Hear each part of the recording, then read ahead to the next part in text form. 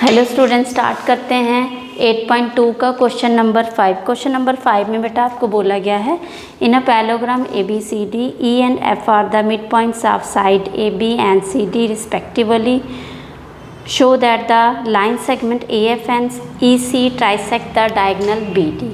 तो बच्चे आपको डायग्राम गिवन दी गई है ABCD, आपके पास क्या है, एक पैरेललोग्राम दिया गया है। ठीक है, तो यहाँ पे हमारे पास E and F जो है वो क्या है, मिड पॉइंट। यहाँ पे ABCD लिखा बट वो नहीं लिखा पैरेललोग्राम, तो आप लिखेंगे ABCD इज अ पैरेललोग्राम है। ठीक है, फिर E and F are the mid point of AB and CD।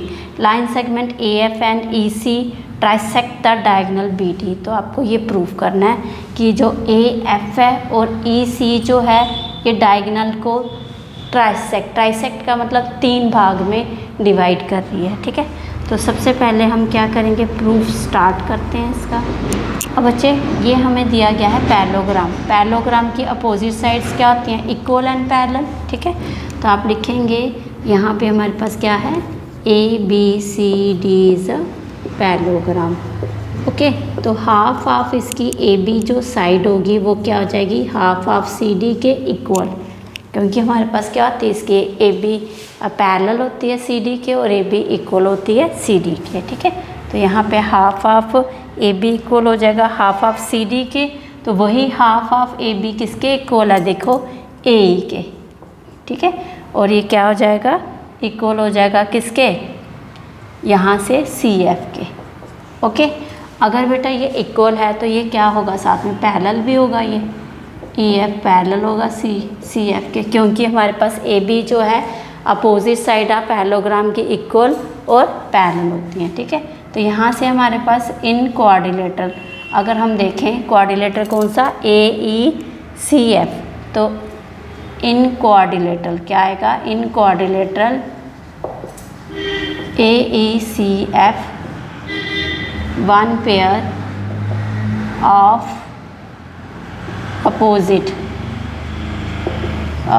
sides are equal and parallel। अगर हमें एक पेयर जो है कोऑर्डिनेटर का इक्वल और पैरेलल मिल जाता है तो वो क्या हो जाता है हमारे पास, तो हैंस हमारे पास AECF इज अ पैरेललोग्राम। क्या हो जाता है, ये पैरेललोग्राम, ये शॉर्ट फॉर्म है पैरेललोग्राम की। ठीक है, अगर ये पैरेललोग्राम हो गया तो AF पैरेलल हो जाएगा CE के, AF पैरेलल CE के और AF इक्वल हो जाएगा CE के। ये किससे आया आपके पास, CPCT, corresponding part of congruent triangle. तो यहाँ पे CPCT मतलब कॉरस्पॉन्डिंग पार्ट ऑफ, अब आप पैरेललोग्राम ले लीजिए, यहाँ पे कॉन्ग्रुएंट पार्ट तो ट्राइंगल के तो नहीं है बट ये किसके हैं, पैरेललोग्राम के यहाँ आएंगे, CP corresponding part of congruent parallelogram. ठीक है, यहाँ पे आप CPCT पार्ट यही बोल सकते हैं आप इसको कि ये हमारे पास उसके CPCT पार्ट आ गए, मतलब कॉरस्पॉन्डिंग पार्ट। ठीक है, CP कॉरस्पॉन्डिंग पार्ट, बस CP ले लो। ठीक है, कॉरस्पॉन्डिंग पार्ट आ गया आपके पास, इतना ले लो। ओके बेटा, कॉरस्पॉन्डिंग पार्ट मतलब अदर पार्ट जो होंगे वो क्या हो जाएंगे, इक्वल हो जाएंगे। क्लियर है बेटा, ये आ गया आपके पास। अब नेक्स्ट चीज़ जो है हमारे पास, हमें क्या देना है, हमें यही देना है कि ये जो है ट्राइसेक्ट में डायगोनल जो है इसको AF और CE ट्राइसेक्ट में डिवाइड कर रहा है। तो इसके लिए आप क्या करेंगे, अगर हमारे पास ये चीज़ पैरेलल आ गई, ये चीज़ पैरेलल आ गई बेटा, तो यहाँ पे हमारे पास इतनी AP पैरेलल हो जाएगी किसके, EF के। या आप ले लो जो यहाँ पे AP किसके पैरेलल हो जाएगी, EQ के। और यहाँ पे EFP क्या है, ये FP पैरेलल हो जाएगी किसके, CQ के। ठीक है, FP पैरेलल हो जाएगी किसके, CQ के। अब आप क्या करेंगे, इसको ले लीजिए आप इक्वेशन 1, तो आप लिखेंगे इन ट्राइंगल ABP। ये ट्राइंगल क्यों लिया बेटा, यहाँ से हमारे पास अगर ये मिड पॉइंट है तो ये साइड्स दोनों पैरेलल आ गई, AP पैरेलल है EQ के। तो आपके पास क्या है, E is the mid point, E क्या है, मिड पॉइंट है। और बच्चे हमारे पास ई क्यू क्या है, पैरेलल है किसके, एपी के। ये आपने ऊपर प्रूव किया क्योंकि यहाँ से हमारे पास सीपी पार्ट आया था, कॉरस्पॉन्डिंग पार्ट आया था किसका, पैरेललोग्राम का। तो कॉरस्पॉन्डिंग पार्ट जो होते हैं, अगर हमारे पास वो पैरेललोग्राम है तो उसका सीपी पार्ट आ गया था आपके पास ये, ठीक है। अदर जो दूसरा पेयर है वो भी क्या हो जाएगा, उसका कॉन्ग्रुएंट हो जाएगा। तो वहाँ से हमारे पास ई क्यू पैरेलल आया था एपी के।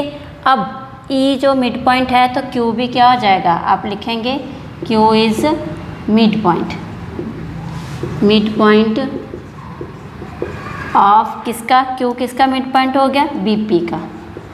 तो ये कैसे हुआ आपके पास, ये आप देंगे by converse, because converse of mid point theorem, ठीक है, ये आ गया। अब आपके पास अगर क्यू मिड पॉइंट आ गया बेटा आपके पास, तो हमारे पास क्या हो जाएगा, B Q equal to Q B. तो Q is mid point of B P आ गया, तो B Q is equal to आ गया आपके पास क्यू पी। ओके, इसको आप ले लेंगे सेकंड इक्वेशन। अब आप लिखेंगे इन ट्राइंगल, अब आपने ए बी पी लिया था, अब डी सी क्यू लेंगे, डी सी क्यू। तो बच्चे हमारे पास यहाँ पे भी ई पी पैरेलल है सी क्यू के फ्रॉम फर्स्ट इक्वेशन। तो और एफ जो है वो मिड पॉइंट है डी सी का, तो आप लिखेंगे F is the mid point of D C, ये तो गिवन है ना आपको, ठीक है। और आपके पास क्या है, एफ पी पैरेलल है किसके, सी क्यू के। तो ये फ्रॉम फर्स्ट इक्वेशन था आपके पास, फ्रॉम फर्स्ट इक्वेशन, ठीक है। यहाँ पे भी अगर आपने लिखना है तो ये लिख लेंगे फ्रॉम फर्स्ट इक्वेशन, ठीक है, ये आ जाएगा। अब हमारे पास यहाँ से अगर हमारे पास एफ मिड पॉइंट है, ये पैरेलल है, तो पी क्या हो जाएगा, डी क्यू का मिड पॉइंट है ना। तो आप लिखेंगे therefore P is the mid point of D Q, ठीक है। अब पी आ गया मिड पॉइंट, तो हमारे पास क्या हो जाएगा, D P equal to P Q. आप ये वाला नोट कर लीजिए। चलिए यहाँ आप लिखेंगे हमारे पास आ गया D P equal to P Q. इसको इक्वेशन 2 लिया था, इसको 3 ले लेंगे। तो from second and third equation, तो हमारे पास क्या आ जाएगा बच्चे, B Q is equal to Q P लिखो, जब पी क्यू लिखो, Q P is equal to D P, क्योंकि क्यू पी इधर इक्वल है तो डी पी बी क्यू ये भी इक्वल हो जाएंगे सारे, ठीक है। B Q is equal to Q P is equal to P D. तो आपको यही देना था, तो आप लास्ट में लिख लेंगे हैंस लाइन सेगमेंट क्या था, लाइन सेगमेंट आपके पास क्या था, line segment AF and EC trisect